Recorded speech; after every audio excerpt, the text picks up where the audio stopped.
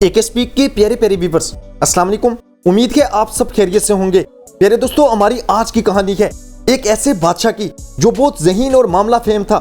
एक दिन उसने अपने मुल्क के तमाम पढ़े लिखे, अक्लमंद और आलम किस्म के लोगों को जमा किया और उनसे पूछा कि क्या कोई ऐसा मशवरा या मकौला है कि जो हर किस्म के हालात में काम करे, हर सूरत-ए-हाल और हर वक्त में उससे काम चल सके। कोई ऐसा मशवरा जो कि मैं अगर अकेले में हूँ और मेरे साथ कोई मशवरा देने वाला ना हो तब भी मुझे इसका फायदा हो। तमाम लोग बादशाह की इस ख्वाहिश को सुनकर परेशान हो गए कि ऐसी क्या चीज हो सकती है जो हर वक्त हर जगह काम आए। ऐसी क्या बात हो जो हर सूरत-ए-हाल, खुशी गमी, आसाइश, जंग और जदल, हर जीत गर्ज हर जगह हौसला दे सके। काफी देर बहस और मबासे के बाद एक बूढ़े आलम ने एक तजवीज पेश की जिसे सबने पसंद किया और बादशाह के दरबार में हाजिर हो गया। उन्होंने बादशाह की खिदमत में एक कागज पेश किया और कहा, इसमें वो मंत्र मौजूद है जिसकी आपने ख्वाहिश की थी। शर्त सिर्फ ये है कि आप इसको सिर्फ उस वक्त खोलकर देखेंगे जब आप अकेले होंगे और आपको किसी की मदद या मशवरा या फिर हौसला दरकार हो। बादशाह ने यह शर्त फौरन मान ली और कागज को निहायत हिफाजत से अपने पास रख लिया। कुछ अरसे के बाद पड़ोसी दुश्मन के मुल्क ने अचानक उस बादशाह के मुल्क पर हमला कर दिया। हमला इतना अचानक और शदीद था कि बादशाह और उसकी फौज को संभलने का मौका ही न मिला और शिकस्त हो गई। फौज ने अपने बादशाह की क़यादत में अपने मुल्क के दिफा की बहुत कोशिश की, मगर उन्हें महाज से पिस्पाई इख्तियार करनी पड़ी। दुश्मन मुल्क के सिपाही बादशाह को जिंदा गिरफ्तार करने के चक्कर में उसके पीछे लग गए। बादशाह ने जान बचाने के लिए घोड़ा दौड़ाया और ऐसी जगह जा पहुंचा जहां सामने खाई और पीछे दुश्मन के सिपाही थे, जिनके घोड़ों की टापों की आवाज करीब से करीब तर होती जा रही थी। इस नाजुक सूरत-ए-हाल में बादशाह को अचानक उस कागज पर लिखे मंत्र का ख्याल आया जो उसे उस बूढ़े आलम ने दिया था। इस कहानी के आगे बढ़ने से पहले अगर आपने अभी तक ये हमारी वीडियो लाइक नहीं की तो कर दें। न्यू आने वाले नाजरीन एकेएसपी को सब्सक्राइब कर दें और बेल आइकन पर जरूर क्लिक करें।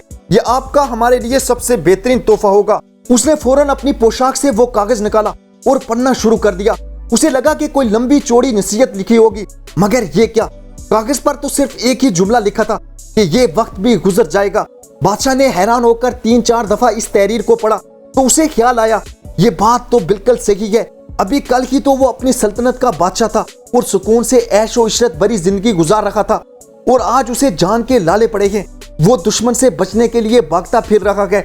तो जब आराम वो ऐश के दिन गुजर गए तो यकीनन ये वक्त भी गुजर जाएगा। ये सोचकर उसे सुकून आ गया और पहाड़ों के आसपास कुदरती मनाजर देखने लगा। कुछ ही देर में घोड़ों की टापों की आवाजों का रुख मुड़ चुका था। सिपाही यकीनन आगे निकल गए थे। बादशाह एक बहादुर आदमी था, उसकी ज़हानत के चर्चे यूं ही आम न थे। उसने जंग के बाद अपने सिपाहियों का खोज लगाया जो आसपास के इलाकों में छुपे हुए थे और फिर दुश्मन पर ऐन उस वक्त हमला किया जब वो फतह का जश्न मनाने में मसरूफ थे। हमला इतना भरपूर और शदीद था कि पहले ही हमले में टिड्डी दिल दुश्मन को शिकस्त हो गई। जब जंग जीतकर बादशाह अपने घोड़े पर शान से अपने मुल्क में दाखिल हुआ तो लोग फूल लिए अपने बहादुर बादशाह के इस्तकबाल के लिए जमा थे। हर तरफ से बादशाह पर फूल बरस रहे थे। लोग अपने बादशाह की फरासत और बहादुरी की तारीफें कर रहे थे।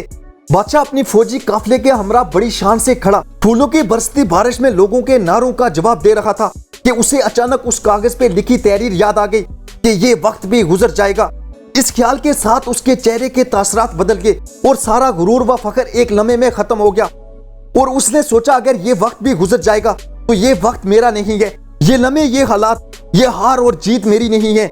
हम सिर्फ देखने वाले हैं, हर चीज के गुजर जाने के गवाह हैं। दोस्तों, हम सिर्फ महसूस करते हैं। जिंदगी मिलती है, खत्म हो जाती है। खुशी और गम का भी यही हाल है। अपनी जिंदगी का जायजा लें और इसमें आए खुशी, मसरत, जीत हार के लम्हात और गम को याद करें। क्या वो वक्त मुस्तकिल था? वक्त चाहे कैसा भी हो गुजर जाता है। माजी के दोस्त बिछड़ जाते हैं, जो आज दोस्त हैं वो कल नहीं रहेंगे। जहां तक के माजी के दुश्मन भी नहीं है और आज के भी खत्म हो जाएंगे। इस दुनिया में कुछ भी मुस्तकिल और लाजवाल नहीं है, इसलिए हमें इस दुनिया में दिल लगाने के बजाय फिक्रे आखिरत करनी चाहिए।